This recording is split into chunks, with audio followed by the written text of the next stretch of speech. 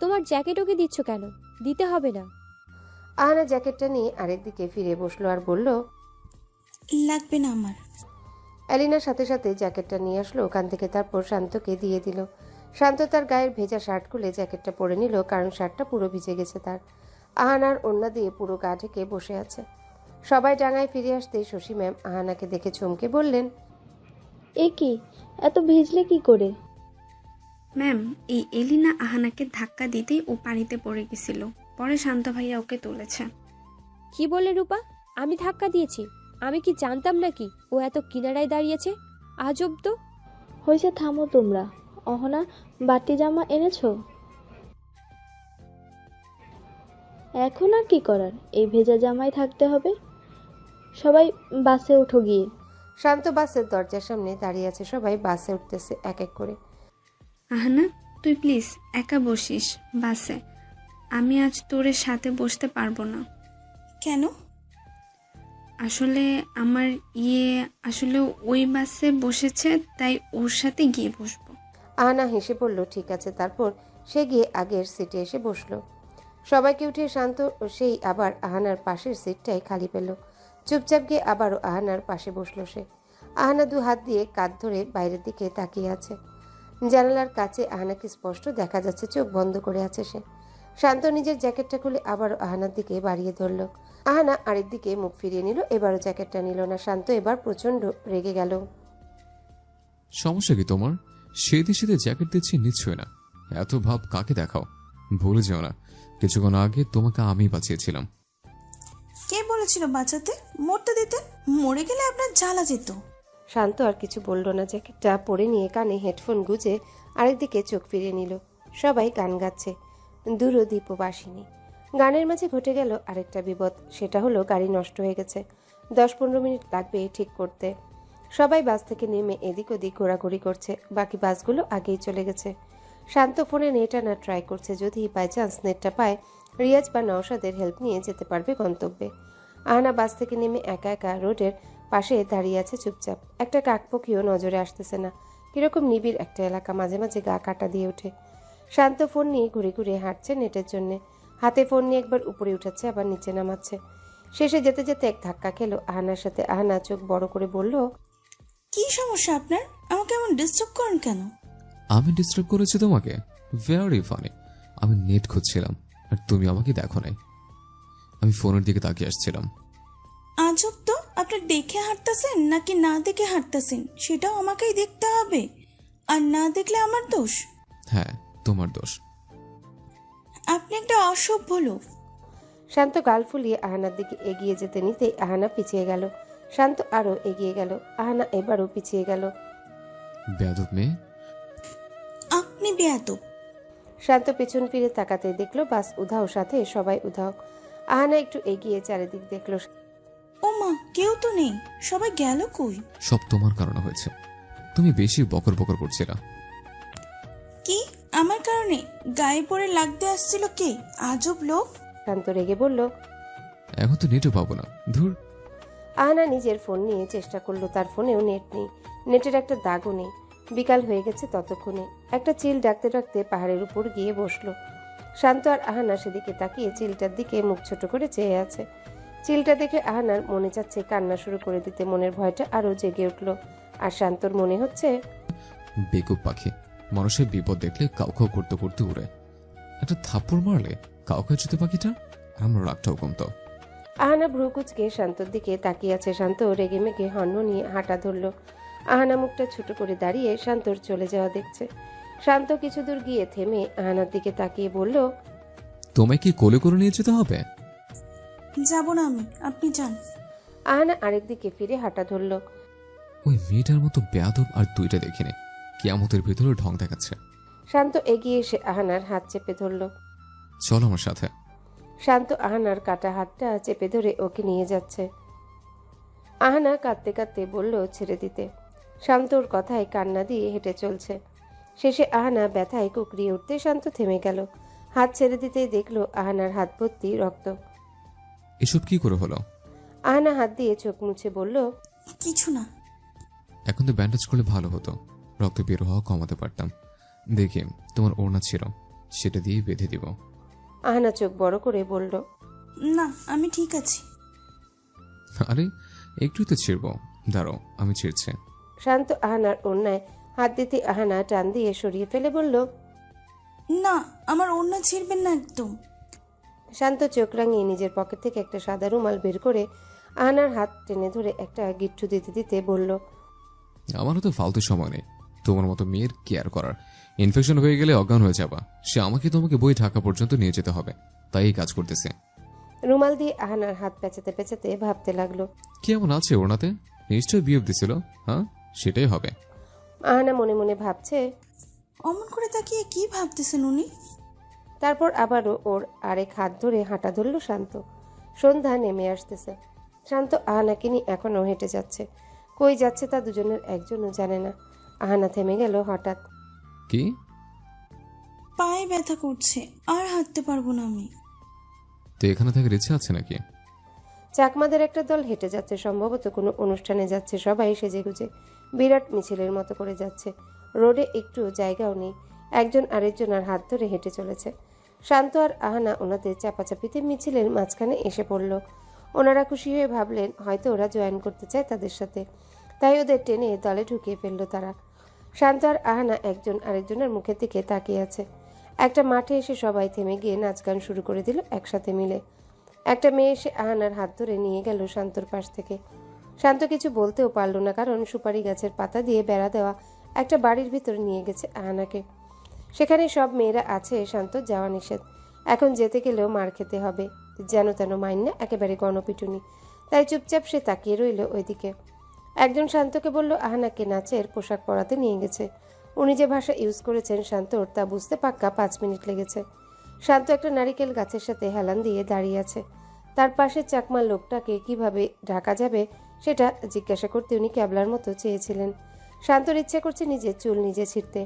চারিপাশটা মানুষে ভর্তি, তিল পরিমাণ জায়গা নেই কোথাও। সব ছেলের গায়ে এক পোশাক, সব মেয়ের গায়ে এক পোশাক। একজন বয়স্ক লোক শান্তর সাথে পরিচয় হতে আসলেন। সম্ভবত উনি গ্রামের প্রধান, তার পদের নাম চাকমা রাজা। তিনি শান্তকে শুদ্ধ ভাষায় বললেন এখানে যে অনুষ্ঠানটা হচ্ছে সেটার নাম হলো নৃত্যবজুর। বাংলা নববর্ষ উপলক্ষে তারা 3টি পর্বে বিভক্ত অনুষ্ঠান উদযাপন করেন। নৃত্যবজুর হলো শেষ পর্ব। তিনি তার পরিচয়টাও দিলেন, তারপর শান্তকে বললেন, তোমরা কি স্বামী স্ত্রী? শান্ত খুব ভালো করে জানে শুধু ফ্রেন্ড বললে কেলানি খেতে হবে। লোকটার সাথে 2 জন পেয়াদাও আছে। স্বামী স্ত্রী বললে ভালো আপ্যায়ন করবে এরা। শান্ত হ্যাঁ বলে দিল। হঠাৎ করেই ঢাকঢোলের আওয়াজ বেড়ে গেল। এক সারিতে কিছু চাকমা নারী হেলে দুলে আসতেছে ওই বেড়াটা পেরিয়ে। কারো দিকেই ভালো করে শান্ত তাকালো না। চোখ নামাতে গিয়ে আটকে গেল সারির 7ম জন। যে আছে সে হলো আহানা। গায়ে চাকমাদের পোশাক, পুরো ওদের মতো করে আহানার ড্রেস আপ করা হয়েছে। স্কার্টের মতো নিচের দিকে, সেটা কোমর থেকে পায়ের পাতা পর্যন্ত। আর উপরে ব্লাউজের মতো একটা পোশাক, খুব আটসাটভাবে বাঁধা পুরো পোশাকটি। শান্ত কিছুক্ষণ তাকিয়ে থেকে আরেক দিকে চোখ ফিরিয়ে নিল। আহানা চুপচাপ সেখানে দাঁড়িয়ে আছে, অন্য মেয়েরা নিচে যাচ্ছে। আহানা তাকিয়ে ওদের নাচ দেখছে। মাঠের এপাশে শান্ত আর ওপাশে আহানা। সন্ধ্যা হয়ে গেছে, চারিদিকে জায়গায় জায়গায় আগুন জ্বালিয়ে ফেললো সবাই। কিছু দূর গেলেই আগুন খড়কুটা কাঠ দিয়ে জ্বালানো সব। 2টো লোক এসে আগুনের পাশ থেকে কলা পাতায় মোড়ানো খাবার শান্ত আর আহানার হাতে তুলে দিয়ে চলে গেল। শান্ত চোখ একবার বড় করে আবার ছোট করে বোঝার চেষ্টা করতে সেটা কি খেতে দিল ওরা। আহানার দিকে তাকিয়ে দেখলো সে শান্তর দিকে চোখ তুলে তাকিয়ে আছে। চোখ দেখেই বোঝা যায় এই খাবারে এক্সপেরিমেন্ট সে আমাকে দিয়ে করাতে চায়। শান্ত খেলে সে খাবে, তারও কেমন একটা লাগছে খাবারটা খেতে। শান্ত ঢোক গিলে খাবারটা নিয়ে মুখে দিল, তারপর বলল, বাহ, মজা তো। সেই বয়স্ক লোকটা পাশেই চেয়ারে বসা ছিলেন। উনি বললেন, এটা আমাদের ঐতিহ্যবাহী খাবার, বাঁশের রান্না। মাছ, ঝাল জাতীয় মশলা আর শাকসবজি দিয়ে সিদ্ধ করে কলা পাতায় মুড়িয়ে আগুনের পাশে রেখে তারপর খাওয়া হয়। এটা আহানা এবার বুঝতে পেরে খাবারটা মুখে দিল। অতটাও খারাপ না, খেতে বেশ লেগেছে। 8টা বেজে গেছে, ওদের অনুষ্ঠানটা অবশেষে শেষ হলো। শান্ত কি করে রাতটা কাটাবে সেটাই ভাবছে। হঠাৎ করে সেই ক্যাবলা লোকটা শান্তর হাত ধরে বেড়া পেরিয়ে একটা ঘরে নিয়ে গেল। বাসার কাঠের তৈরি ঘর, মইবে উপরে উঠতে হয়। ঘরটাতে 3টা রুম, 2টা বেডরুম আর একটা রান্নাঘর। শান্তকে বাম পাশের রুমটাতে যেতে বলল লোকটা, তারপর নিজে ডান পাশের রুমটায় চলে গেল। তার বউ আর সেই রুমে থাকবে। শান্ত এদিক ওদিক তাকিয়ে বলতে গেল আহানা কই, কারণ তখন আহানা হাত ধুতে এদিকে আসছিল। তারপর আর দেখা পায়নি সে। তখনই ওর নজর গেল রুমের ভেতর আহানার হাত দেখা যাচ্ছে। শান্ত রুমে প্রবেশ করতেই আহানা বাঁশের বেড়ার সাথে লেগে গিয়ে বলল, খবরদার। শান্ত গম্ভীর হয়ে বিছানায় এসে বসল। আহানা পোশাকটার উপর তার ওড়নাটা পেঁচিয়ে দাঁড়িয়ে আছে। শান্ত নীরব থেকে বলল, আমি অনেক ট্রাই করছি, বাট ঢাকা যাওয়ার কোনো রাস্তায় পাচ্ছি না। হয়তো কাল সকাল অবধি পেয়ে যাব। আজ রাতটা আহানা চিৎকার করে বলল, আমি আপনার সাথে এই রুমে থাকবো, তাও একসাথে? তোমার সমস্যা হলে বাইরে গিয়ে দাঁড়িয়ে থাকো। শান্ত জ্যাকেটটার চেন আটকাতে আটকাতেই কথা বলছিল, তারপর বিছানায় লম্বা হয়ে শুয়ে পড়ল। আহানা চুপচাপ দাঁড়িয়ে আছে, তারপর ভাবতে ভাবতে রুম থেকে বেরিয়ে গেল। যে বাসার সামনে এত এত মানুষ ছিল এতক্ষণ, আর সেখানে একটা পিঁপড়াও চোখে পড়ছে না। এখানকার মানুষ এত তাড়াতাড়ি ঘুমায়? আহানা ঘর থেকে বেরিয়ে উঠানে দাঁড়িয়ে এদিক ওদিক তাকাচ্ছে। চাঁদের আলো প্লাস কাঠের আগুন জ্বলছে। এই ছেলেটাকে একদম বিশ্বাস করতে পারছে না সে। তার উপর এই পোশাক চেঞ্জ যে করবে তারও উপায় নেই, জোর করে পরিয়ে দিয়েছে। ঘরটার গা ঘেঁষে একটা পাহাড়, বেশি বড় না হলেও ছোট না। পাহাড়টা দেখে আহানার কলিজা বের হওয়ার উপক্রম, কারণ ঘুটঘুটে অন্ধকার, তার উপর কেমন কেমন আওয়াজ আসছে পাহাড়টা থেকে। একটা শিয়াল কাছে দাঁড়িয়ে ডাক দিল।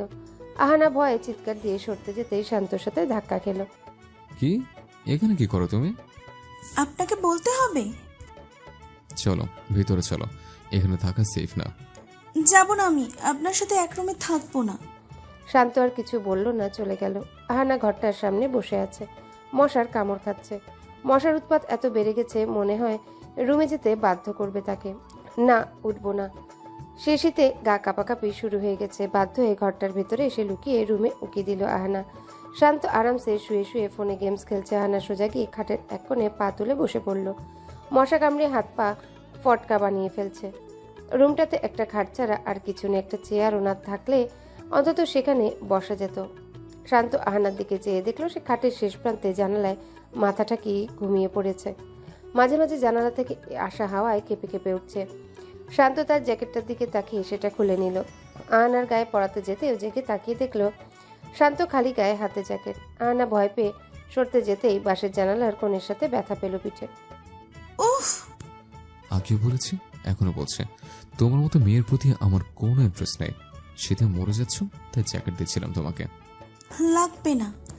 আহানা ওড়নাটা ভালো করে গায়ে খিচে খাটের কোণায় দূরে গিয়ে বসলো। শান্তর রাগে মাথা ফেটে যাচ্ছে। হাতের কবজি কসলিয়ে দু হাত দুপাশে রেখে আহানার দিকে এগিয়ে গেল সে। আহানা চিৎকার দেওয়ার আগে ওর মুখ চেপে ধরে ফেললো শান্ত। শোনো, তোমার সাথে আমি যদি এখন জোর করে কিছু করে ফেলি, তোমার ক্ষমতা নেই আমাকে আটকানোর। আর যাই হোক, আমি তোমার সাথে এসব করবো না। তোমার প্রতি আমার বিন্দুমাত্র ইন্টারেস্ট নেই, সো আমাকে এমন ভাব দেখিয়ে নিজেকে উপরে তুলতে চেও না। আহানার মুখ থেকে হাত ছাড়তেই ও চিল্লায় বলল, আপনার চরিত্র খারাপ। শান্ত কথাটা না শোনার ভান করে জ্যাকেটটা আবারও পরে খাটের আরেক প্রান্তে গিয়ে বসে পড়ল। হারিকেন জ্বালানো বাসের এক কোণার সাথে ঝুলিয়ে রাখা আছে হারিকেনটা। শান্ত জীবনে হারিকেন বাস্তবে দেখেনি, তাই ভালো করে উকি ঝুঁকি দিয়ে একটা ছবি তুলে নিল হারিকেনের। বইতে না টিভিতে দেখেছিল, সামনাসামনি প্রথম দেখলো। আহানা কখন যে ঘুমিয়ে পড়ল, চোখ মেলে দেখলো শান্ত লম্বা হয়ে ঘুমিয়ে গেছে খাটের আরেক পাশে। আহানা খাট থেকে নেমে তার জামাটা হাতে নিয়ে বের হলো ঘর থেকে। যে মেয়েটা ওকে কাল জামাটা পরিয়ে দিয়েছিল তাকে গিয়ে বলল বাথরুম দেখাতে। সে দেখিয়ে দিতে আহানা গিয়ে তার আগের জামাটা পরে আসলো। পোশাকটা মেয়েটাকে দিয়ে বলল ফেরত নিতে। মেয়েটা মুচকি এসে বলল, নিয়ে যান আপামনি। আহানা জামাটা হাতে নিয়ে রুমে আসলো। শান্ত মরার মতো ঘুমাচ্ছে। ইচ্ছা করছে চর মেরে উঠে বেয়াদবটাকে। ওর জন্য কাল রাতে আমাকে এখানে থাকতে হয়েছে। অসভ্য! আহানা শান্তর পাশে দাঁড়িয়ে ওর পায়ের আঙ্গুলে চিমটি কাটলো। সাথে সাথেই শান্ত লাফ দিয়ে উঠে পা ধরে দেখলো কিছু কামড় দিয়েছে কিনা। আহানা মুখ বাঁকিয়ে বলল, আজ ঢাকা যাবে না নাকি? না গেলে বলেন, আমি যাই। পর্ব ৮। শান্ত চোখ কসলাতে কসলাতে উঠে সোজা হাঁটা ধরলো। আহানা পিছন পিছন আসছে। আরে কি আজব, আমাকে নেবেন না? শান্ত হেঁটেই চলছে।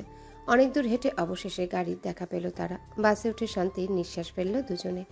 আহানা ঘুমাচ্ছে শান্তিতে। শান্ত আহানার হাতে ঠিক তেমন করে চিমটি কাটলো যেমন করে আহানা সকালবেলা ওর পায়ে কেটেছিল। আহানা এক চিৎকার দিয়ে চোখ মেলে তার হাতের দিকে তাকালো। শান্ত না দেখার ভান করে বাইরের দিকে তাকিয়ে আছে। আপনি একটা অসভ্য লোক। তুমি কম নাকি? আগে চিমটি কে দিছিল? আহানা আর কিছু বলতে পারলো না, চুপ করে থাকলো। আর কোনোদিন আমাকে চিমটি দিলে তুমি চামড়া উঠায় নেব। সে চামড়া বিক্রি করে বিয়ার কিনবো। আহানা চোখ বড় করে তাকিয়ে আছে, কিছু বলতেও পারছে না, কারণ বাসের পুরো ভাড়াটা শান্ত দিবে। এখন বাড়াবাড়ি করলে বাস থেকে নামিয়ে দিয়ে তাকে রেখে চলে যাবে। ঢাকায় ফিরতে ফিরতে বিকাল হয়ে গেল। আহানা বাস থেকে নেমেই এক দৌড় মারল। আজব তো, ভাড়া দিয়ে এত দূর থেকে আনলাম, একটা ধন্যবাদ দিল না। Stupid girl. টিউশনি আজও মিস হয়ে গেল। 3:50 বাজে। টিয়াদের বাসার সামনে এসে হাঁপাচ্ছে আহানা। দরজায় নক করতেই টিয়ার মা এসে দরজা খুললেন। আহানার দিকে তাকিয়ে মুখটা ফুলিয়ে ভিতরে চলে গেলেন। তারপর টাকা নিয়ে এসে বললেন। আহানা টাকাটার দিকে তাকিয়ে তারপর টিয়ার মায়ের দিকে তাকালো। উনি বললেন, আহানা এই মাসের প্রথম দিন আসেনি, ও শরীর খারাপ ছিল বলে। কাল আর আজও আসেনি পিকনিকের কারণে। তাই উনি বললেন আর যেন না আসে। মাসের অর্ধেক দিনের বেতন আহানার হাতে ধরিয়ে দরজা লাগিয়ে চলে গেলেন উনি। আহানা টাকাগুলোর দিকে তাকিয়ে আছে। তার মানে এখন তার প্রতি মাসে 6,000 টাকা হবে সংসার চালানোর জন্যে। বাকি 2,000 টাকা আরেকটা টিউশনি খুঁজতে হবে, তাকে যে করেই হোক।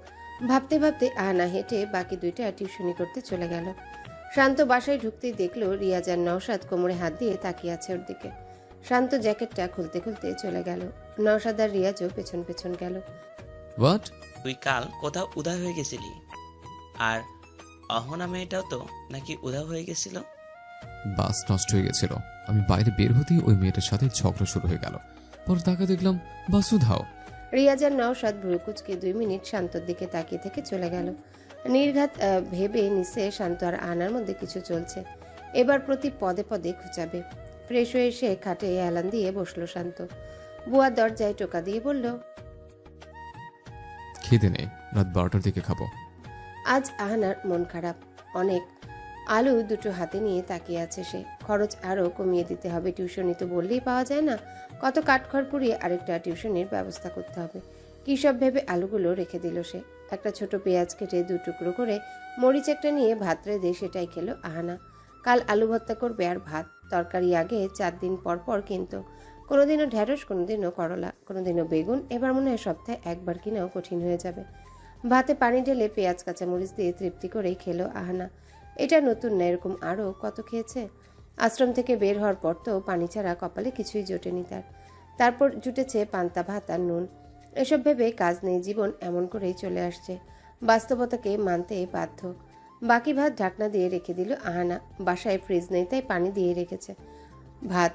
কাল সকালে খেয়ে ভার্সিটিতে যাবে। জামাটা ধুয়ে বাসার সামনের উঠানে দিয়ে এসে বিছানায় গিয়ে শুয়ে পড়ল আহানা। সকাল সকাল উঠে পান্তা ভাত নিল। পেঁয়াজের দিকে তাকিয়ে দেখলো আর 3টা আছে, এখন আর খাওয়া যাবে না। রাতে এসে আলুর ভর্তার সাথেও তো পেঁয়াজ দিতে হবে। কাঁচামরিচ দিয়ে নুন কষলে খালি সাদা ভাত খেয়ে বের হলো আহানা।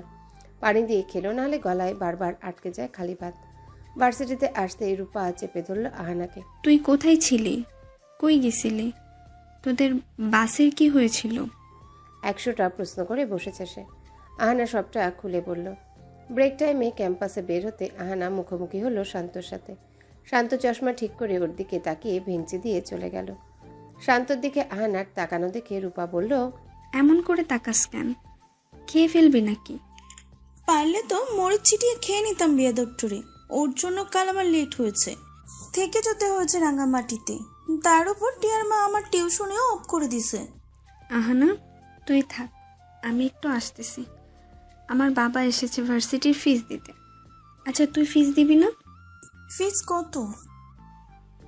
3,000 টাকা। আহানা মুখটা ফ্যাকাশে করে বলল, ও বাই। রূপা চলে গেল। আহানা, আহানা পিছনে তাকিয়ে দেখলো এলিনা আর তার সাথে 6-7টা মেয়ে দাঁড়িয়ে আছে। এলিনা হেসে বলল, আজ না আমি সবাইকে ট্রিট দিচ্ছি, ভাবলাম তোমাকেও দেই। ধন্যবাদ, তার দরকার নেই। আহা, এমন করছো কেন? সেদে সেদে খাওয়াতে চাচ্ছি আমি, আর তুমি কি না না করছো?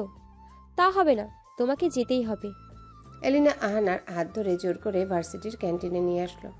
খাবার অনেকগুলো অর্ডার করলো। আহানা 1 প্লেট ফুচকার দিকে তাকিয়ে আছে। জীবনে ফুচকা খায়নি সে, খেতে কেমন কে জানে।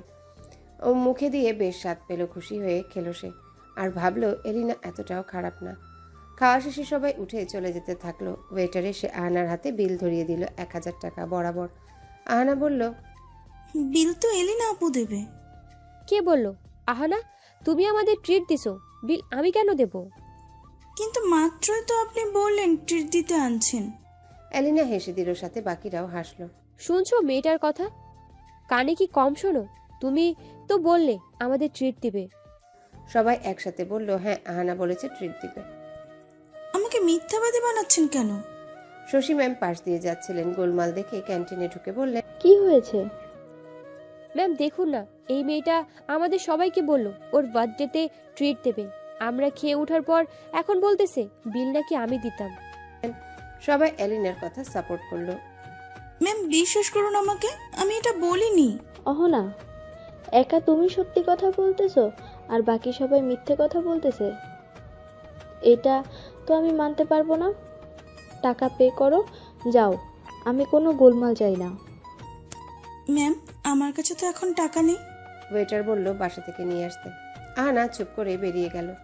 বাসায় এসে আলমারি থেকে 1000 টাকার নোট নিয়ে চোখের পানি মুছে আবারও ভার্সিটিতে ফিরে আসলো। বিল পে করে দাঁড়িয়ে আছে সে। এলিনা হাসতে হাসতে চলে যাচ্ছে। আহানার কান্না থামাতে পারছে না, কাঁদতে কাঁদতে চলে গেল ভার্সিটি থেকে। শান্ত আহানাকে দেখলেও কাঁদতে কাঁদতেই চলে যাচ্ছে সে। এলিনা শান্তর পাশে বসে হাসতেছে অনবরত। কি হয়েছে? জানো, আজ ওই আহানাকে টাইট দিছি। কি করছো? ওকে বলছি আমি ট্রিট দেব। তারপর আমি আর আমার কিছু ফ্রেন্ড খেয়ে দে বলে দিছি, ও বলছিল ট্রিট দেবে। সবাই আমার সাথে ওকে মিথ্যেবাদী বানাই দিছে। তারপরও বাধ্য হয়ে বিলটা দিছে। এভাবে কারোর টাকা নিয়ে মজা করা ঠিক না। আরে বাদ দাও, মেয়েটা বেশি লাফায়, ভাব দেখায়, আর জীবনে ভাব দেখাবে না, দেখো। আহানা বাসায় ফিরে আসলো।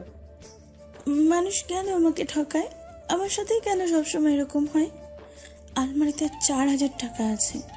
টিয়ার মায়ের দেওয়া 1000 নিয়ে বিল পে করেছি। আগের ওই 4000 টাকা থেকে কাল 3000 টাকা ভার্সিটির ফিস দিতে হবে। কাল লাস্ট ডেট, আর থাকে 1000 টাকা।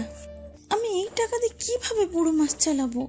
4টা বাজে। আহানা ফ্লোর থেকে উঠে মুখ ধুয়ে ওড়নাটা হাতে নিয়ে টিউশনিতে চলে গেল। সন্ধ্যায় বাসায় ফিরেই দেখলো কণিকা আপু রান্নাঘরে। আহানাকে দেখে বলল, ভালো হয়েছে তাড়াতাড়ি এসছিস, তোর সাথে কথা আছে আমার। কি আপু? তোকে যে 1000 টাকাটা দিয়েছিলাম বই কেনার জন্য, আমার ইমিডিয়েটলি টাকাগুলো লাগবে। আমার বাবার অসুখ, 20,000 টাকা পাঠাতে হবে বিকাশে।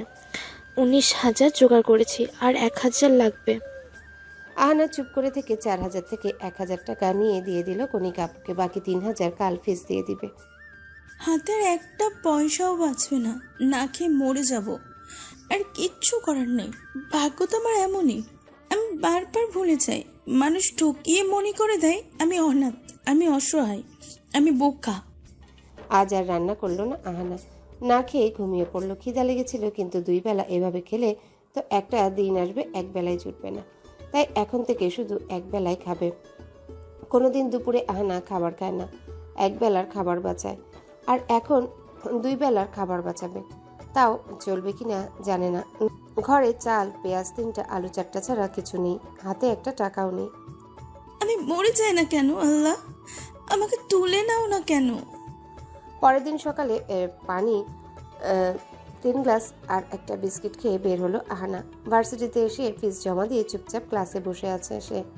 মাঝে মাঝে চোখ দিয়ে পানি গড়িয়ে পড়ছে, কেউ দেখার আগেই মুছে ফেলে।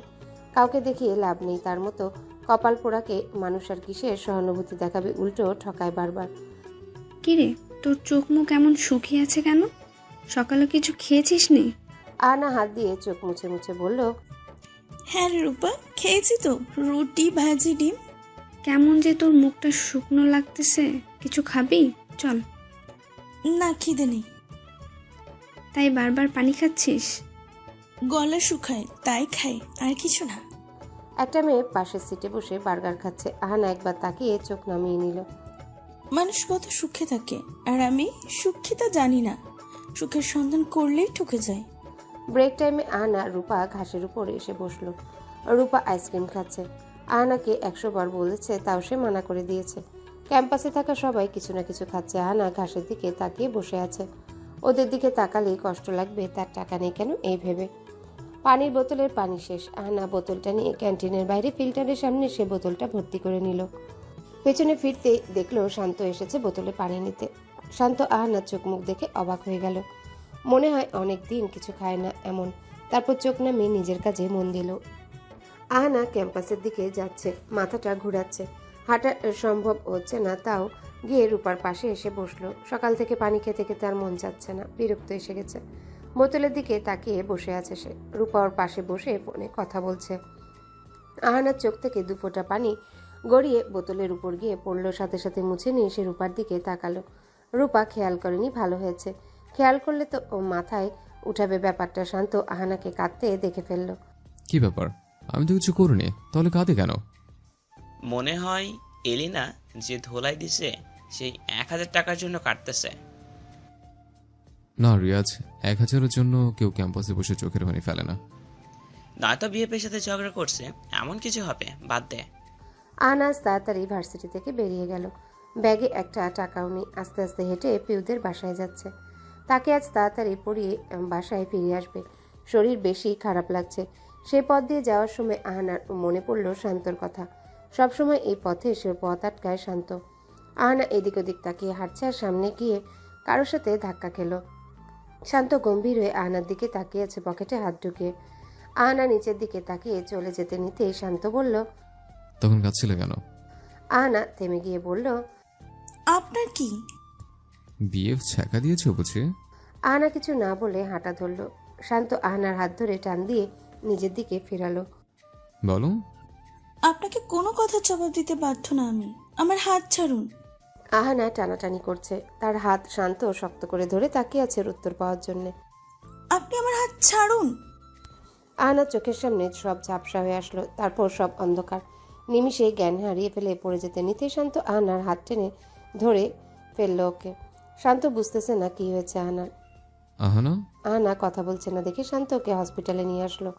হাতে এক ক্যানোলা লাগিয়ে ডাক্তার একটা স্যালাইন দিয়ে দিয়েছে। তারপর বললেন, ঠিক মতো খাওয়া দাওয়া করে না নাকি? শান্ত তো জানেও না আহানা খাওয়া দাওয়া করে না কেন। আহানা চোখ মেলে দেখলো সে হসপিটালের বেডে। আশেপাশে কেউ নেই। কিছুক্ষণ পর ডাক্তার এসে জিজ্ঞাসা করলেন, এখন কেমন লাগছে? ভালো। উনি আহানার হাতে একটা কাগজ ধরিয়ে দিলেন। আহানা ভয়ে শেষ। না জানি কত বিল আসছে। কি দরকার ছিল আমাকে হসপিটালে ভর্তি করানোর? আর কে করেছে ভর্তি? আমার মনে হয় ওনার নাম শাহরিয়ার শান্ত। কাগজে লেখা আছে, দেখেনি। আহানা কাঁপা কাঁপা হাতে কাগজটা ধরে তাকালো। বিল পে করা আগে থেকে। ডাক্তার বললেন ওষুধগুলো কিনতে। আহানা হসপিটাল থেকে বের হয়ে হেঁটে যাচ্ছে আর ভাবছে, যার হাতে 1 টাকাও নেই সে ওষুধ কিনবে, এটা তো বিলাসিতাকেও হার মেনাবে। কাগজটা মুড়িয়ে রোডে ফেলে দিল আহানা। এই মেয়ে। আহানা ভয় পেয়ে পেছনে তাকালো। শান্ত চোখ বড় করে বলল, প্রেসক্রিপশন ফেলে দিছো কেন? আমি ওষুধ সব কিনছে এটা দেখে কখন কোনটা খাবা সেটা জেনে নিতাম, ফেললে কেন? আহানা কি বলবে বুঝতেছে না। শান্ত ওষুধের প্যাকেটটা আহানার হাতে ধরিয়ে দিল। তারপর কিছুক্ষণ থেমে বলল, যাও বাসার দিকে যাও। আহানা মাথার ঘাম মুছতে মুছতে বলল, কয়টা বাজে? 3:20। কেন? বাই। আহানা কিছুটা জোরেই হেঁটে পিউদের বাসার দিকে রওনা হলো। শান্ত পিছন পিছন একটু গিয়ে বলল, কোথায় যাও তুমি? আহানা শান্তর প্রশ্নের জবাব না দিয়ে চলে গেল। এই মেয়েটা ধন্যবাদ দিতে জানে না। শান্ত মুখ বাঁকিয়ে বাসায় ফিরে আসলো। আন্টি, আপনার চেনা জানা কেউ আছে যাদের টিউটর লাগবে? জানি না ঠিক, কেন? তুমি পড়াবে? হ্যাঁ আন্টি, যদি বলতেন তাহলে আমার উপকার হতো। আচ্ছা, পেলে জানাবো তোমাকে। পিউকে পড়িয়ে আহানা এবার গেল আকাশদের বাসায়। আকাশ 3য় শ্রেণীর ছাত্র। তাকে পড়িয়ে এবার আহানা আর হাঁটতে পারছে না, মনে হয় এখনই পড়ে যাবে। তাও আস্তে আস্তে হেঁটে বাসায় ফিরল। বড় বড় শ্বাস নিতে নিতে পানি নিয়ে খেয়ে বিস্কিট মুখে দিল। সাথে সাথে বমি এসে গেল। সকালে একটা বিস্কুটের পরে আর কোনো খাবার পেটে পড়েনি। বমি হওয়ারই কথা। বাথরুম থেকে বেরিয়ে আহানা কেঁপে কেঁপে রান্নাঘরে গিয়ে ভাত বসালো আর আলু সিদ্ধ করতে দিয়ে সে বিছানায় বসলো। কি রে শান্ত, কিভাবে বসে তো? আসলে নওশাদ, ভাবতেছি আহানা মেয়েটা মনে হয় কিছু লোক আছে। লুকালুকি আর না লুকালুকি, তোর কি তাতে? সেটাই। আমিও না, কোথাকার কোন মেয়ের জন্য ভাবতেছি, ওটাই সময় নষ্ট। শান্ত রুমে এসে আলমারি থেকে টি শার্ট নিতে গিয়ে ফ্লোরে কি যেন ঝুনঝুন শব্দ করে পড়ল। শান্ত নিচে ঝুঁকে হাতে নিয়ে দেখলো সেই নীল কাচের চুড়ি যেটা সেদিন শান্ত ঘাস থেকে নিয়েছিল। এটা তো আহানার। শান্ত চুড়িগুলো ময়লা ঝুড়িতে ফেলে দিল। আবার কি মনে করে সেগুলো তুলে এনে ড্রেসিং টেবিলের উপরে রাখলো। খুব জোরে বৃষ্টি হচ্ছে। কাল বৈশাখী হতে পারে, বৈশাখ মাস তো। আহানা জানালা সব আটকিয়ে বসে আছে। কণিকাপু ডিউটিতে, মিমাপুকে তো দেখিই না অনেকদিন। কারেন্ট গেল চলে। অনেক খুঁজে মোমবাতি জ্বালিয়ে বসলো আহানা। মোমবাতিটা নিভার আগেই সব সেরে ফেলতে হবে। আগুন বাড়িয়ে দিয়ে ভাত রেঁধে নিল আহানা। আলুর ভর্তা করে খাটের উপর বসে পেট পুড়ে ভাত খেলো। এবার ভালো লাগছে। আর আলু 2টা আছে, পেঁয়াজ 2টা। কাল চলবে, পশু কি করবে? কেউ তো ধারও দিবে না। মোমবাতিটা নিভিয়ে শুয়ে পড়ল আহানা। মেঘ খুব জোরে জোরে ডাকছে। শান্ত বারান্দার গ্লাস খুলে বের হয়ে চোখ বন্ধ করে বারান্দায় দাঁড়িয়ে ভিজতেছে। কি গো মা, ভালো আছো? ভালো তো থাকবেই। তোমার ছেলে সবসময় তোমার খেয়াল রাখে। মা জানো, আমার না কেন জানি আজ মন ভালো নেই। কি কারণে ভালো নেই ঠিক বুঝতে পারছি না। তুই জানো মা? জানো, বাট বলবে না। আর তুমি চাও আমি যেন নিজের মন খারাপ নিজে ঠিক করি, কারোর হেল্প না নিয়েই। হ্যাঁ, বেশি ভিজবো না, এভাবে বকা দিতে হবে না আমাকে। বৃষ্টি কমে গেছে। শান্ত হাত দিয়ে চুলের থেকে পানিগুলো ঝাড়তে ঝাড়তে বের হয়ে রুমে ফিরে আসলো। তোয়ালেটা নিয়ে মাথা মুছতে মুছতে আয়নার সামনে গিয়ে দাঁড়ালো সে। ওই মেয়েটা ওষুধ খেয়েছে কিনা কে জানে। বেয়াদব একটা মেয়ে, কথা শোনো না একদম। কত বড় সাহস হলে মানুষ প্রেসক্রিপশন রোডে ফেলে দিতে পারে। সকাল হতে আহানা উঠে পড়ল। আজ আর ভার্সিটিতে যাবে না ঠিক করেছে। বই নিয়ে পড়তে বসলো। তারপর মনে করলো বাসায় থাকলে তো খিদা লাগবে বারবার, তার চেয়ে বরং ভার্সিটিতে যাই। রূপার সাথে কথা বললে বেশ লাগবে, খিদা লাগলেও টের পাবে না। কালকের পান্তা ভাত নুন দিয়ে মেখে খেয়ে ব্যাগটা গুছিয়ে নিল আহানা। বড় এক বোতল পানি নিয়ে বের হলো বাসা থেকে। বের হওয়ার আগেই দেখা হলো তারেক রহমানের সাথে। উনি আহানাকে দাঁড়াতে বললেন। আসসালামু আলাইকুম আঙ্কেল, কেমন আছেন? ওয়ালাইকুম আসসালাম, ভালো আছি। তোমাকে একটা কথা বলার জন্য দাঁড়াতে বলেছি। জি বলেন। পাশের একটা কলেজের 2টো মেয়ে এখানে থাকার জন্য বারবার রিকোয়েস্ট করতেছে। ওরা বলছে 1 বছরের টাকা অ্যাডভান্স করেও দিতে পারবে। তুমি তো 2 মাসের ভাড়াও দাওনি।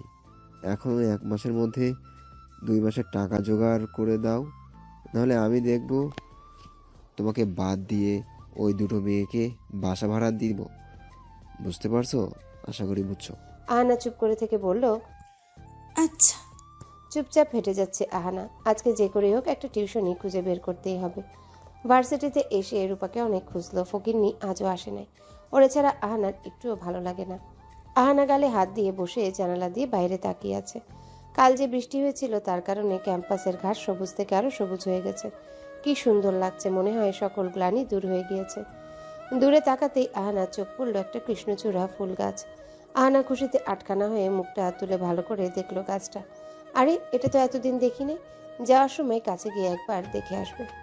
আহানা এবার ক্যাম্পাসের মাঝখানে বটগাছটার দিকে তাকালো। শান্ত বটগাছের তলায় নওশাদ, সূর্য, রিয়াজ আর তমালের সাথে হাসি ঠাট্টা করছে। আহানা ওদের দেখে ভ্রু কুচকে চোখ ফিরিয়ে নিল। কি রে শান্ত ভাই, কাউকে খুঁজছিস নাকি? না তো, ক্যাম্পাসটা দেখছে, ভালো লাগছে।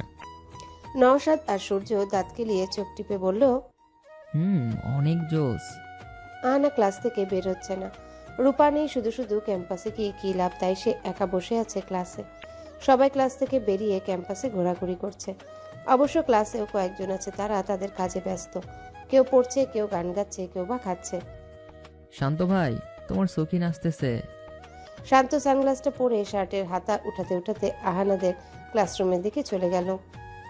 কি রে, এলিনার কথা শুনে শান্ত ফার্স্ট ইয়ারের ক্লাসের দিকে কেন দিয়েছে? কি হলো তমাল? শান্ত কই? আমাকে দেখে নাই নাকি? ওর সাথে আমার কিছু কথা ছিল। না আপু, জানি না তোমাকে দেখছে কি না, মনে হয় ওয়াশরুমে গেছে। ও আসলে বলবো তোমার সাথে কথা বলতে। Okay fine. শান্ত ক্লাসরুমে ঢুকে একদম মাঝখানে গিয়ে দাঁড়ালো। সবাই শান্তকে দেখে তাদের কাজ ফেলে তাকিয়ে আছে। আহানা শান্তকে দেখেনি, চুপচাপ টেবিলে মাথা রেখে বাইরের দিকে তাকিয়ে আছে। কৃষ্ণচূড়া গাছটা তাকে টানছে, ওর প্রিয় ফুল কৃষ্ণচূড়া। আজ অনেকগুলো কুড়িয়ে নিবে যাওয়ার পথে। এইসবের জন্য আসো এখানে? পড়া নাই, লেখা নাই, ওদের বসে থাকো তোমরা।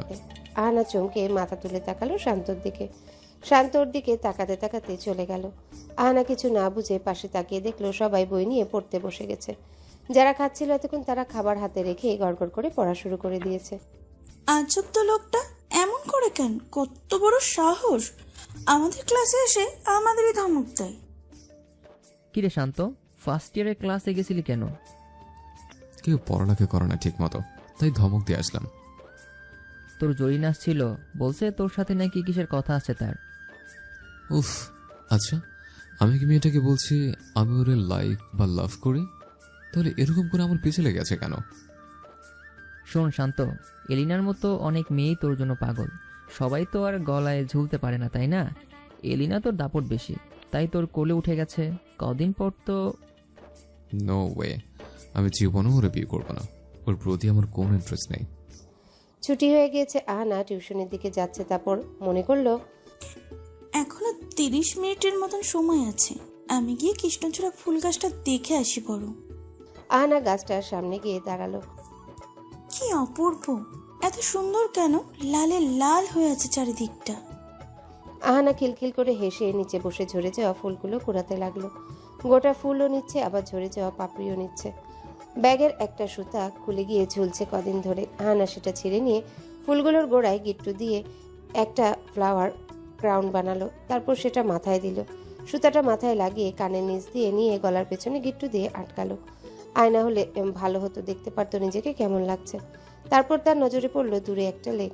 সেখানে সে পানির উপর মাথা দিয়ে দেখতে লাগলো নিজেকে। উজ্জ্বল শ্যামলা গায়ের রং। অবশ্য গায়ের রঙের সম্পর্কে আমার তেমন কোনো ধারণা নেই। আশ্রমে সেই মাটা বলেছিল আমার গায়ের রং নাকি উজ্জ্বল শ্যামলা। তার মুখে কোনো মেকআপ নেই, নেই কোনো লিপস্টিক, কাজল তো দূরে থাক। অবশ্য একবার আমার ঠোঁটে লিপস্টিক দিয়েছিলাম, সেটা ছিল মজার ঘটনা। মিমাপু বিটের তরকারি রান্না করেছিল। উনি বিট কাটার সময় আমি একটা ছোট্ট বোতলে ছিপি করে বিটের রস নিয়ে ফোনের ক্যামেরা দিয়ে সেই রং লাগিয়েছিলাম ঠোঁটে। আমাকে কি সুন্দর লাগতেছিল সেদিন। লিপস্টিক দিলে মেয়েদের এত সুন্দর লাগে। আহানা পানিতে নিজের প্রতিচ্ছবি দেখে হাসতেছে। তার বাসায় আয়না নেই, ফোনের ক্যামেরায় মাঝে মাঝে নিজেকে দেখে সে। আজ পানিতে দেখছে। দুনিয়ায় কত সুন্দর সুন্দর মেয়ে আছে, আমি তো তাদের নখের যোগ্যও না। মুখটা ফ্যাকাশে করে হাত দিয়ে আহানা পানিটা ঘোলায় দিয়ে উঠে আসলো। শান্ত বাইক নিয়ে সেই পথ দিয়ে বাসায় ফিরছিল। আহানাকে দেখলো গাছের নিচ থেকে নিজের ব্যাগটা নিচ্ছে। ও এখানে কি করে? শান্ত বাইক থেকে নেমে তাকিয়ে আছে আহানার দিকে। আহানা শান্তকে দেখেই থেমে গেল। শান্তর দিকে আহানা ফিরে তাকাতে ওকে দেখে শান্ত কিছুটা চমকে গেল, কারণ ওর মাথায় খুব সুন্দর করে কৃষ্ণচূড়ার একটা ক্রাউন। বাজারে কত ফুলের ক্রাউন সে দেখেছে, গোলাপ, গাঁদা, আরো কত কি, তবে এমনটাই প্রথম দেখলো। প্রকৃতির পরীরা যেমন কৃত্রিম পণ্যের বাইরে সাজে ন্যাচারালি, ঠিক তেমনটাই আজ আহানাকে লাগছে। আহানা নিচের দিকে তাকিয়ে হেঁটে চলল। শান্ত সামনে গিয়ে ওর পথ আটকালো। আহানা বিরক্তি নিয়ে তাকিয়ে আছে শান্তর দিকে। সে কিছু বলার আগে শান্ত বলল, ওষুধ খেয়েছিলা? ব্যাস। শান্ত বাইক নিয়ে চলে গেল, আর একটা কথাও বললো না, একটি বার তাকালো না। ও মা, এটা জিজ্ঞাসা করার জন্য বাইক এখানে ব্রেক করলো? আজব লোক তো, আজব লোক, কাজ কবিতার কাজকর্ম। শান্ত কিছু দূর গিয়ে ভাবলো আহানা প্রতিদিন এই পথ দিয়ে কই যায় দেখবে একটু। শান্ত বাইক ঘুরিয়ে আহানাকে ফলো করলো। আহানা একটা বাসায় এসে সেই বাসার কলিং বেলে চাপ দিল।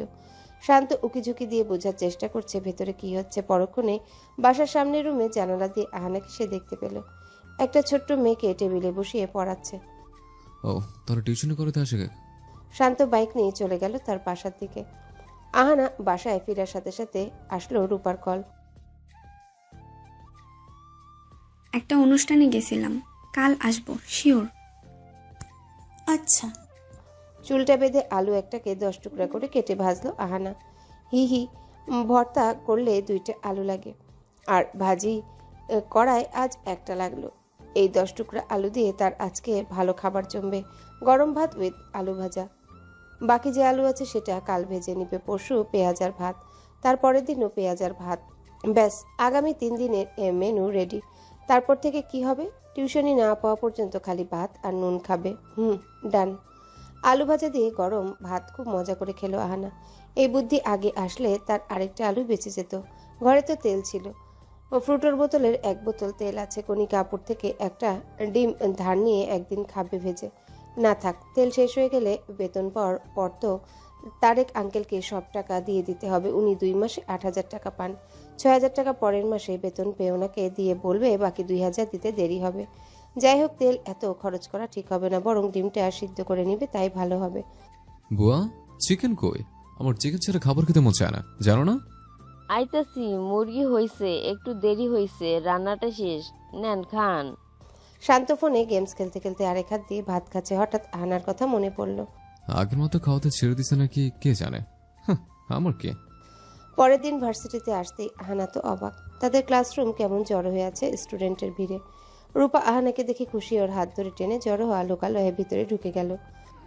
হাই রূপা, হাই আহানা। হাই।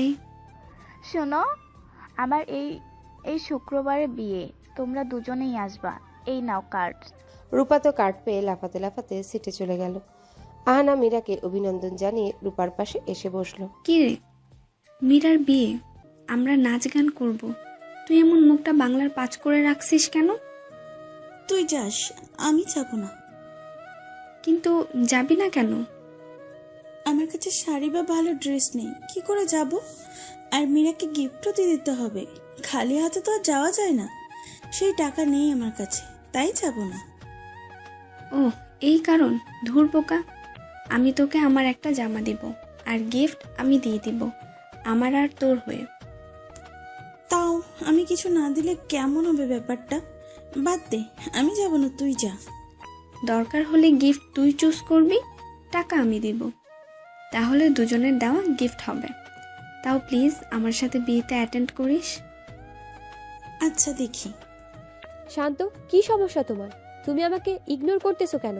কাল রিয়াজকে বললাম তোমাকে বলতে আমার তোমার সাথে কিছু কথা আছে, আর তুমি কিনা কথা না বলেই বাসায় ফিরে গেলা। আমাকে একবার কলও করলে না। শোনো এলিনা, আমি আগেও বলেছি, এখনো বলছি, আমরা জাস্ট নর্মাল ফ্রেন্ড, এর চেয়ে বেশি কিছু না। বেশি কিছু আমি জানি, তুমি বলতে চাও না, বলতেও হবে না, আমি শুনতে চাই না। শান্ত ভাইয়া। মীরা, কি হয়েছে বলো। ভাইয়া, আমার বিয়ে ঠিক হয়েছে, শুক্রবার বিয়ে। আপনি প্লিজ আসেন। আপনি আসলে আমি অনেক খুশি হব। প্লিজ প্লিজ এলিনা আপু, তুমিও আসিও শান্ত ভাইয়ার সাথে। কংগ্রাচুলেশনস মীরা, আমি অবশ্যই আসবো। থ্যাংক ইউ ভাইয়া, থ্যাংক ইউ সো মাচ। কাটা নিন। ওয়াও, দেখলে সবাই জানে আমি আর তুমি কাপাল, আর তাই আমাদের একসাথে ইনভাইট করছে। সেখানে তুমি কিনা আমাকে অস্বীকার করতেছো। শান্ত কিছু না বলে বিরক্ত হয়ে চলে গেল। এই, তুই সারাদিন কার সাথে এমন কথা বলিস দেখি? আহানা রূপার হাত থেকে ফোন নিয়ে দেখলো নওশাদ লেখা। ও মা, নওশাদ? কে এই নওশাদ? আহানা ফিক করে হেসে দিয়ে এক দৌড় দিল। দাঁড়া আহানা, মজা করিস না প্লিজ, আমার ফোন দে আহানা। দিব না, আমি দুলা ভাইয়ের সাথে কথা বলবো। আহানা রূপার দিকে তাকিয়ে হাসতে হাসতে দৌড়াচ্ছে। দুম করে এক ধাক্কা লেগে গেল শান্তর সাথে, দুজনাই নিচে পড়ে গেল। বেয়াদব মেয়ে কোথাকার, এটা কি তোমার বাসা নাকি? এরকম পাগলের মতো দৌড়াচ্ছিলে কেন? পুরো জ্যাকেট নোংরা করে দিছে আমার। আহানা জিও ভাই কামড় দিয়ে তাকিয়ে আছে। সে নিজেও ঘাসের উপর পড়ে গিয়ে বসে আছে। শান্তর মেজাজ এমনিতেও গরম ছিল, তার উপর আহানা আরও গরম করে দিছে। রেগে উঠে দাঁড়িয়ে জ্যাকেট খুলতে লাগলো সে। আহানা ভয় পেয়ে ঢোক গিলে উঠে দাঁড়িয়ে গেল। শান্ত তার জ্যাকেটটা খুলে আহানার হাতে ধরিয়ে দিল। আহানা ভ্রুকুচকে কিছু বলতে যাবে, তার আগেই শান্ত বলল, এটা ধুয়ে শুকিয়ে কাল এনে আমাকে দিবে। রিং ডিটারজেন্ট দিয়ে ধুইবা, বুঝছো? অন্য ডিটারজেন্টের ঘ্রাণ আমার পছন্দ না। আজব তো, আমি কেন ধুবো? কেন মানে? তোমার জন্য আমি মাটিতে পড়ে গিয়ে আমার জ্যাকেট নোংরা হয়ে গেছে, সো তুমি ধুয়ে শুকিয়ে এনে দিবা, বুঝেছো? আহানা ভেঙচি দিয়ে উল্টো পথে হাঁটা ধরল। শান্ত মুখ ফুলিয়ে তাকিয়ে আছে সেদিকে। শান্ত, এদিকে আয়, আজকে ফুটবল ম্যাচ আছে, জয়েন হবি না? আসতেছে। শান্ত গিয়ে নওশাদ রিয়াজের সাথে ফুটবল ম্যাচে জয়েন দিল। ভার্সিটি ছুটি হয়ে গেছে। আহানা হেঁটে হেঁটে টিউশনের দিকে যাচ্ছে। আজ আর ওই পথে শান্ত আসে না। যাক বাবা, বাঁচলাম। আহানা খুশিতে এদিক ওদিক তাকাতে তাকাতে হেঁটে যাচ্ছে। একটা গলি পার হলে একটা বিরাট বড় মাঠ পড়ে। শান্ত সেখানেই ফুটবল খেলছে। আহানা জ্যাকেটটার দিকে তাকিয়ে শান্তকে বকতে বকতে যাচ্ছে মাঠটার পাশ দিয়ে। শান্ত, কিক মার। শান্ত জোরে সোরে কিক মারলো। বল গোল পোস্টে না ঢুকে আরেক দিকে গেল। তাও যেদিকে গেল সেদিকে আহানা ছিল। বল কি একদম ওর গায়ে পড়লো, মনে হয় কেউ পাথর মেরেছে। আহানা দুম করে পড়ে গেল রোডের উপর। ইস রে, জনগণের আঘাত করলে শেষমেশ, এবার তুই সামলা। মনে হয় কোনো মেয়ের গায়ে পড়েছে। আমি বল নিতে যাবো না ভাই, লোকজন রেখে এবার কেয়ামত করবে। তুই চুপ থাক নওশাদ, আমি যাচ্ছি। শান্ত মাথার চুল থেকে ঘাম মুছতে মুছতে এগিয়ে গেল। আহানা বল সরিয়ে জামা ঝাড়ছে রাস্তায় বসে বসে। ও তুমি, দাও বল দাও। আপনি আপনি আমার গায়ে বল মেরেছেন, ইচ্ছা করেই এমন করেছেন তাই না?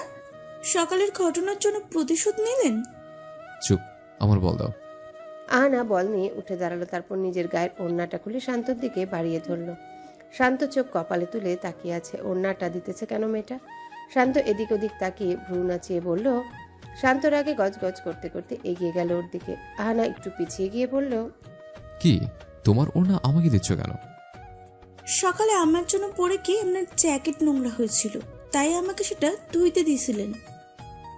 তো এখন আপনার কিক করা বলের কারণে আমি পরে গিয়ে আমার ওড়না নোংরা হয়ে গেছে।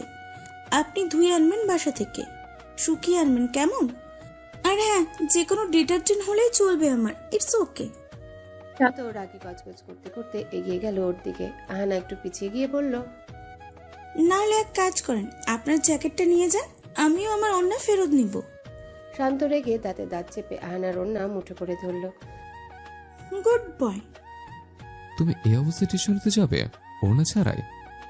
না তো, আমার তো অন্য উপায় আছে। 1 মিনিট। আহানা তার চুলের খোপা থেকে কাঠিটা খুলে ফেলল। সাথে সাথে খোপা খুলে গিয়ে ওর পিঠের নিচ পর্যন্ত চুলগুলো মেলে গেল। আহানা চুল দুভাগ করে সেগুলো তার সামনে নিয়ে আনলো। তারপর হেসে বলল, ব্যাস হয়ে গেল না? আহানা হাসতে হাসতে চলে গেল। শান্ত অবাক হয়ে আহানার চলে যাওয়া দেখছে। তারপর বলটা নিয়ে ফিরে আসলো মাঠে। রিয়াজ আর নওশাদ ইয়া বড় হা করে তাকিয়ে আছে। হোয়াট? কিরে ভাই, তোর হাতে মেয়েদের ওড়না কেন? সবাই হাসতে হাসতে মাটিতে বসে পড়ল। শান্ত মুখ ফুলিয়ে বলল, কিছু না। ওড়নাটা নিয়ে তার স্পোর্টস ব্যাগে ঢুকিয়ে বসে পড়ল চেয়ারে। রাগে মাথা ফেটে যাচ্ছে তার। কিরে, বললি না যে ওড়নাটা পেলি কই, আর সেটা ব্যাগেই বা কেন ঢুকালি? কিছু না, ভাত দে, খেলা শেষ, আমি চাই। শান্ত ব্যাগ নিয়ে বাইকে উঠে বাসায় ফিরে আসলো। বাসায় ঢুকে ওড়নাটা ছুঁড়ে মারল ফ্লোরে। এই মেয়েটার এত সাহস আসে থেকে আমার কথা আমাকে ফিরিয়ে দেয়, বেয়াদব মেয়ে। আহানা শান্তর কথা মনে করে হাসতেছে বসে বসে। ম্যাম কি হয়েছে, হাসতেছেন কেন? না কিছু না, অঙ্কটা লিখে আমাকে দেখাও। বাসায় এসে শান্তর জ্যাকেটটা নিয়ে ভাবলো, বাসায় তো রিং পাউডার নেই, ওগুলোর দাম যে বেশি। আমি তো সাবান দিয়ে জামা কাপড় ধুই, এখন কি করব? আচ্ছা থাক, সাবান দিয়েই ধুই, কি আর করার। পানিতে ভিজানোর আগে আহানার মনে হলো জ্যাকেটের পকেটে কিছু একটা আছে। হাত ঢুকিয়ে আহানার চোখ কপালে উঠে গেল। 5,000 টাকা! বাপরে বাপ, এত টাকা নিয়ে মানুষ ভার্সিটিতে আসে আবার ভুল করে ফেলেও যায়। আহানা টাকাগুলো তার ব্যাগে রেখে দিল, কালকে শান্তকে দিয়ে দিবে। তারপর জ্যাকেটটা ধুয়ে উঠানে মেলে দিয়ে আসলো। আলু ভেজে সেটা দিয়ে গরম ভাত খেয়ে অজু করে নামাজ পড়ে বিছানায় বই নিয়ে বসলো সে। হঠাৎ পিউয়ের মায়ের নাম্বার থেকে কল আসলো। আহানা কিছুটা ভয় পেয়ে রিসিভ করলো। না জানি বলে আর পড়াতে হবে না। আহানার গা কাঁপা শুরু হয়ে গেছে। উনি বললেন একটা টিউশনির খোঁজ পেয়েছেন, তার খালাতো বোনের মেয়েকে পড়াতে হবে। ক্লাস 1-এ পড়ে, সব বিষয়ে পড়াতে হবে, 2,000 টাকা দেবে। আহানা তো খুশিতে অবাক। অনেক ধন্যবাদ জানালো পিউয়ের মাকে। উনি ঠিকানাটা বলে দিলেন। আহানা নোট করে নিল সেটা। আহানা খুশি হয়ে গেল অনেক। কি যে ভালো লাগছে তার মুখে প্রকাশ করে বোঝানো যাবে না। মনে হচ্ছে 2,000 না 2 লাখ বেতন। উনি বললেন ভোর 6টায় পড়াতে হবে। যার মেয়েকে পড়াবে সে চায় তার মেয়ে যেন সকাল সকাল ওঠা হ্যাবিট করে নেয়, তাই এই টাইম ফিক্সড করেছেন। আহানা হ্যাঁ বলে দিল। পরের দিন ভোর 4:30টায় উঠে গেল আহানা। খুশিতে চোখে ঘুম নেই তার। নামাজ পড়ে এসে সব গুছিয়ে ঠিক করে রাখলো। 5:30-এ বাসা থেকে বের হলো। ভয় লাগছে একা একা হেঁটে যেতে এত দূর। উফ, একটা টাকাও নেই যে একটা রিক্সা নিবে। অবশ্যই সময় রিক্সা পাওয়াটাও টাফ। গলির পর গলি হেঁটেই চলেছে আহানা। ঠিকানার বাসাটা আসতেছেই না, মনে হচ্ছে পুরো বাংলাদেশ ঘোরা হয়ে গেছে। অবশেষে বাসাটার সামনে এসে দাঁড়ালো সে। ইয়া বড় 10তলা বিল্ডিং। কি স্ট্যান্ডার্ড রে বাবা, মনে তো হয় কোটিপতিরা থাকে। পিউয়ের মা বলেছেন 5তলায় বাসা, যাকে সে পড়াবে।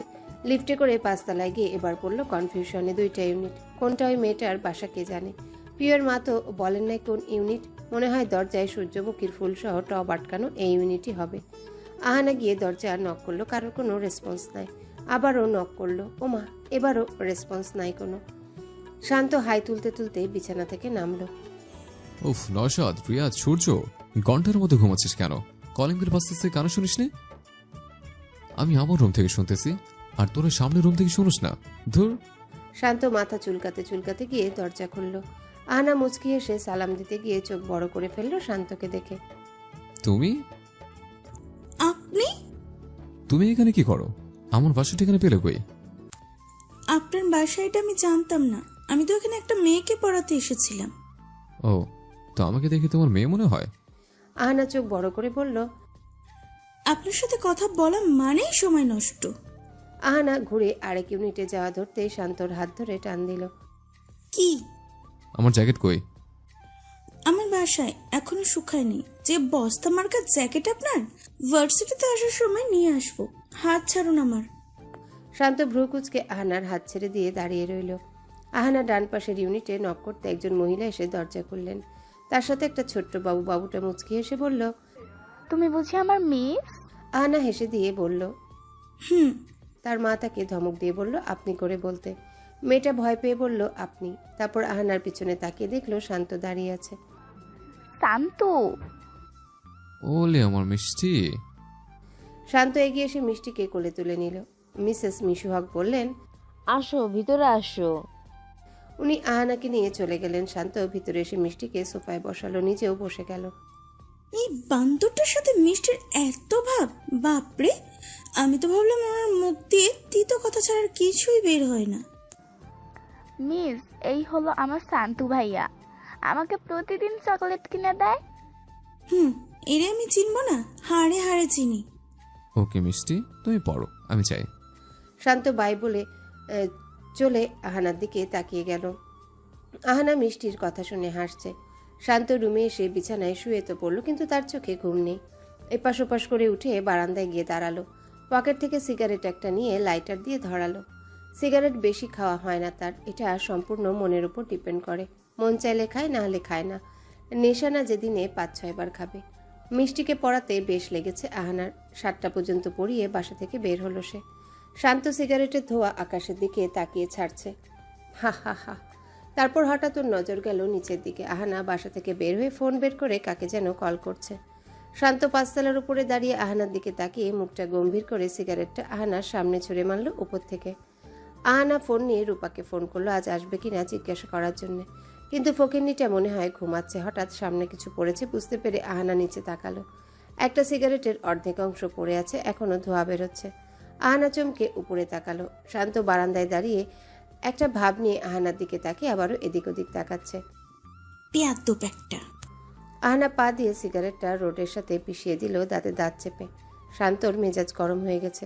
মনে হচ্ছে 5তলা থেকে নেমে এক ধোলাই দিতে যেভাবে পিষাচ্ছে, মনে হয় শান্তকে পিষাচ্ছে। আহানা চলে গেল ওখান থেকে। এই মেয়েটার আজকে ভার্সিটিতে কি 12টা বাজাবো আমি। এত ভাব আর সাহস দেখানো শাস্তি ওর পেতে হবে। শান্ত গিয়ে বিছানায় আবারও শুয়ে পড়ল। কত বড় ব্যাধ হলে একটা মেয়ের সামনে উপর থেকে কেউ সিগারেট ফেলতে পারে? অসভ্য লোক একটা। মন তো চায় ওর জ্যাকেটে পিছুটি পাতা লাগিয়ে দিই। আহানা বাসায় ফেরার সময় দেখলো একটা দোকানের সামনে সবাই লাইন ধরে আছে। মহিলা আবার পুরুষও। একজন মহিলা হাতে ইয়া বড় ব্যাগ নিয়ে দাঁড়িয়ে আছে, বোরখা পরা। মাঝে মাঝে এদিক ওদিক তাকিয়ে ব্যাগটা ভাঁজ করে হাতের মুঠোয় রাখছে, আবার কিসব ভেবে ব্যাগটা খুলে রাখছে। আহানা একটু এগিয়ে গিয়ে মহিলাটাকে জিজ্ঞেস করলো ব্যাপারটা কি, সবাই এমন লাইন ধরেছে কেন। উনি বললেন, এখানে 10 টাকায় 1 কেজি চাল দেয়, 100 টাকায় 10 কেজি। আহানা তো অবাক হয়ে গেল ওনার কথা শুনে। ইস, আমার হাতে এখন 10 টাকা থাকলে 1 কেজি কিনে নিতে পারতাম। কি করব, বাসায় চালও তো কম আসছে। কানে হাত দিয়ে চুল সরাতে গিয়ে মনে পড়ে গেল আরে আইডিয়া।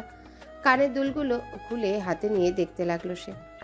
এগুলো সে মেলা থেকে 30 টাকা দিয়ে কিনেছিল। সে আবার ফিরে এসে মহিলাটির পিছনে থাকা একটা যুবতী মেয়েকে দেখতে পেল। মেয়েটাকে দেখে মনে হয় তেমন বড় লোক না, তবে গায়ের পোশাক আশাকে মনে হয় সাজগোজ পছন্দ করে বেশি। আহানা মেয়েটাকে বলল, আপু, আমার এই কানের দুলটা নিবা? আমি 30 টাকা দিয়ে নিয়েছিলাম। তুমি যত দেবে তাই নিব। প্লিজ নাও না, আমি 10-12 দিন পরেছি, এখনো নতুন আছে দেখো। মেয়েটা কিছুক্ষণ তাকিয়ে থেকে হেসে দিল, কারণ কানের দুলগুলো অনেক সুন্দর ছিল। আহানার পছন্দ অনেক ভালো। মেয়েটা তার ব্যাগ থেকে 20 টাকা নিয়ে আহানাকে দিল। আহানা তো মহা খুশি। মেয়েটাকে অনেক ধন্যবাদ জানিয়ে তাকে দুলটা দিয়ে 20 টাকা নিয়ে লাইনে দাঁড়িয়ে পড়ল। খুশিতে লাফাতে মন চাচ্ছে তার। চাল কেনা হয়ে গেলে আর কোনো চিন্তা নেই, নুন দিয়ে কসলিয়ে খেয়ে মাস কাটাতে পারলেই হলো। 20 টাকা দিয়ে 2 কেজি কিনে বাসায় ফিরল আহানা। চালগুলো তার চালের বালতিতে ঢালতে গিয়ে মুখটা ফ্যাকাশে হয়ে গেল তার। কলিং বেল বাজছে। শান্ত এখনো ঘুমায়নি। 8টা বাজে মনে হয়। বলদগুলো ঘুমায় এখনো। শান্ত গিয়ে দরজাটা খুললো। একটা মেয়ে দাঁড়িয়ে আছে, মুরগি হাতে, সম্ভবত কেটে এনেছে। কি তুমি? আপনি শান্ত ভাইয়া? কেন? আমি আসমা বেগমের মেয়ে, আপনার বাসায় যে কাজ করে। ও আচ্ছা, কি হয়েছে বলো। আম্মা কইল মুরগিটা রাখতে, উনি 10টার দিকে আইসা রাধি দিব। ওকে। শান্ত মেয়েটার হাত থেকে মুরগি নিয়ে হঠাৎ চোখ তুলে মেয়েটার কানের দিকে তাকালো। মেয়েটার কানের এই দুলটা তো একদম আহানার কানের দুলের মতন। মেয়েটা বুঝতে পারলো শান্ত তার কানের দিকে তাকিয়ে আছে। মুচকি হেসে বলল, এই কানের দুলটা আমি নতুন কিনেছি এক বইনের থেকে, হিহি। মেয়েটা হেসে চলে গেল হাত পা নাচিয়ে। শান্ত কিসব ভেবে দরজা লাগালো। ভার্সিটিতে এসে আহানা ক্লাসে ঢুকে চুপচাপ এক কোনায় গিয়ে বসে আছে। রূপা চুপি চুপি এসে আহানার হাত শক্ত করে ধরে টেনে নিয়ে যেতে লাগলো। কি রে, আমাকে কই নিস তুই? ক্লাস করবি না? কি রে? চল, তোকে নিয়ে শপিং মলে যাব। মীরার জন্য কিছু কিনতে হবে তো। বাজেট কত? 5,000। কি, এত টাকা? তো কিসে, বাবা তো আমাকে 6,000 দিছে, আমি 1,000 মাইরা দিছি। রূপা আহানাকে নিয়ে একটা শাড়ির দোকানে আসলো। দোকানদারকে বলল শাড়ি দেখাতে 5,000-এর মধ্যে। আহানা তো রীতিমতো অবাক। শাড়ি একটার চেয়ে একটা অসম্ভব সুন্দর। আহানার একটা শাড়ি আছে তার আশ্রমের মা মারা যাওয়ার পর আসার সময় তার একটা শাড়ি নিয়ে সে এসেছিল। সাদার উপর লাল লাল সুতোর ডিজাইন করা শাড়িটা তেমন দামি না, 700-800 টাকার হবে। আহানার মন চাইলেই সেটা পরে পরে দেখে। শাড়িটা ইউজ করা ছিল বলে আঁচল দিয়ে ছেঁড়া, তাই সেটা পরে আহানা কোথাও যায় না। কিরে, কি ভাবিস? কোনটা ভালো লাগে বল? আহানা একটা গোলাপি রঙের শাড়ি হাতে নিয়ে বলল, এটা সুন্দর। রূপা সেটাই কিনে নিল। দুজনে আবার ভার্সিটিতে ফিরে আসলো। আহানা শান্তকে দেখে রূপাকে বলল চলে যেতে। তারপর জ্যাকেটটা নিয়ে শান্তর কাছে এসে তার দিকে বাড়িয়ে ধরল। শান্ত জ্যাকেটটা হাতে নিয়ে তার ব্যাগ থেকে আহানার ওড়নাটা নিয়ে দিল। আহানা 5,000 টাকা নিয়ে শান্তকে বলল, নিন আপনার টাকা। এই টাকা আমায় দিচ্ছ কেন? এগুলো আপনার জ্যাকেটের পকেটে ছিল। ও, আমি ভুলে গেছিলাম। শান্ত জ্যাকেটটা নিয়ে ঘ্রাণ নিয়ে দেখলো রিন পাউডারের সুবাস নয়, তবে যে সুবাস সেটা শান্তর ভালো লাগলো কিছুটা। রূপা ব্যাগ থেকে একটা প্যাকেট নিয়ে আহানার হাতে ধরিয়ে দিল। আহানা প্যাকেটটা খুলে দেখলো একটা জামা, খয়েরি রঙের, বেশ দেখতে। আহানা খুব খুশি হলো। কাল সেজে গুজে ভার্সিটি আসবি, আমি আর তুই মীরাদের বাসায় যাব। ওকে। 1 মিনিট, তোর কানের দুল কই? আসলে হারিয়ে গেছে। একসাথে দুটোই? না, একটা হারিয়েছে, তাই আরেকটা রেখে দিয়েছি। ও, তো অন্য একটা কানের দুল দিয়ে আসতি। বাদ দে, কানের দুল দিলে আমার কানে ব্যথা করে। ওমা, সে কি বলিস তুই? ভার্সিটিতে ছুটি দেওয়া হয়ে গেছে। আহানা তার ওড়নাটা হাতে নিয়ে দেখতে দেখতে হাঁটছে। মনে হয় ভালো করে ধুয়েছে, কি সুন্দর মিষ্টি ঘ্রাণ আসছে। নিশ্চয়ই রিন পাউডার হবে। আমার ওড়নাকে তো নতুন বানিয়ে দিয়েছে একদম। শান্ত ওড়নাটা বুয়াকে দিয়ে ধুয়েছিল। আহানার কৃষ্ণচূড়ার গাছটার নিচ দিয়ে যাচ্ছে। বাতাসে গাছটা নড়ে উঠতেই ফুল কতগুলো ঝরে নিচে পড়তে লাগলো। আহানা থেমে গিয়ে চোখ বন্ধ করে দাঁড়ালো। কি ভালো লাগছে। হাত বাড়িয়ে ধরলো আহানা। হাতে কতগুলো ফুল আর ফুলের পাপড়ি পড়ে জমা হচ্ছে। শান্ত 10 হাত দূরে একটা গাছে হেলান দিয়ে দাঁড়িয়ে আছে। এই নর্মাল ফুল মানুষের এত পছন্দ করতে পারে জানতাম না। আহানা আবারও কতগুলো ফুল কুড়িয়ে ব্যাগ থেকে সুতা টেনে ছিঁড়ে কানের দুল বানালো। কিন্তু কথা হলো কানে ঢোকাবে কি করে। পরে বুদ্ধি করে কানের উপর দিয়ে সুতা দিয়ে গিট্টু দিল। বাহ, তার কানের দুল হয়ে গেছে। আহানা খুশিতে লেকটার দিকে যাচ্ছিল নিজেকে দেখার জন্যে। হঠাৎ ওর চোখ গেল শান্তর দিকে। শান্ত কিছুটা অবাক হয়ে তাকিয়ে আছে। আহানার কানে দুল নেই, তাহলে কি আমার পাশের বর মেয়ের কানে দুলটা আহানা দিয়েছিল? কিন্তু কেন? আহানার লেকে গেল না। নিজের ব্যাগ নিয়ে হাঁটা ধরল। দাঁড়াও, কি? তোমার কানের দুল কই? আহানা কিছুটা হকচকিয়ে বলল, কেন? বলো শুনি। আপনাকে কেন বলবো? কাকে দিয়েছ? কি কাউকেই দিই নাই আমি, হারিয়ে গেছে। ও। শান্ত জ্যাকেটটা ঠিক করতে করতে চলে গেল। আহানা বুঝতেছে না শান্ত কি করে জানলো সে কাউকে দুলটা দিয়েছে। ভাবতে ভাবতে হাঁটা ধরলো সে। বুয়া। জি বলেন বাবা। আপনার মেয়েকে একটু ডাকেন তো। কেন, কি হয়েছে? ও কি কোনো ভুল করেছে? না, ভুল করেনি, একটা কাজ ছিল, কিছু কথা জিজ্ঞেস করব। ডাকেন ওরে। আচ্ছা। বুয়া তার মেয়েকে ডেকে নিল। মেয়েটা ভয়ে ভয়ে শান্তর সামনে গিয়ে বলল, কি হয়েছে ভাইয়া? তোমার ওই কানের দুল কত দিয়ে নিয়েছিলে? 20 টাকা। 20 টাকা? কে দিয়েছিল, নাম জানো? না তো, তবে মেয়েটার কাছে টাকা ছিল না বলে কানের দুল বিক্রি করে টাকা নিয়ে চাল কিনেছি। 20 টাকার চাল? জি ভাইয়া, 10 টাকা, 20 টাকা আর 2 কেজি। হ্যালো বন্ধুরা, পরবর্তী পার্ট খুব তাড়াতাড়ি আসবে, তো সবাই অপেক্ষায় থাকো। আর চ্যানেলটি যারা এখনো সাবস্ক্রাইব করোনি তারা পরবর্তী পার্ট দেখার জন্য চ্যানেলটি সাবস্ক্রাইব করে রেখো। ধন্যবাদ সবাইকে, আমাদের সাথেই থেকো।